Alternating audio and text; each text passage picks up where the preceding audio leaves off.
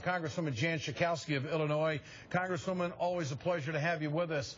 Is the Progressive Caucus satisfied with the way the debt deal is being pushed by the Democrats in the White House right now?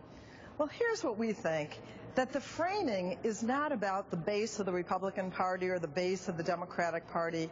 It's really about the 99% versus the 1%. That it's not a matter of widely spreading the debt fix. It's about fairly spreading the debt fix. And for the Republicans, even to hold out for a minute on continuing tax breaks for the wealthiest Americans is absolutely outrageous. And in fact, the entitlement cuts, I mean, are they saying that the United States of America is poorer today than we were 50 years ago when Medicare and Medicaid went into effect, or 70 years ago when Social Security? We're not. And I think that's a key point. How nervous are progressives in Congress, in the House especially, that the big three will be on the table now? Social Security is off the table. They've made that very clear. But if the Republicans were to show up with a lot of revenue, do you think you'd be able to still keep it off the table, Medicare, in this session?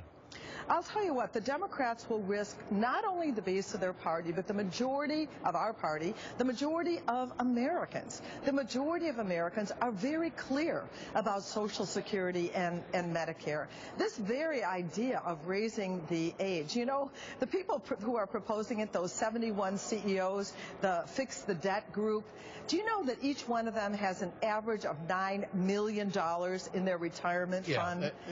You know, they're totally disconnected with the American workers and the middle class of this country. And the Congress is in danger of being out of touch with the American people if we cut or raise the age or cut benefits for the entitlement program. So the final point here, are you confident that the White House will hold the line, that they will be able to get what they want and not allow Medicare, Medicaid to be chipped away at the way the Republicans really want to?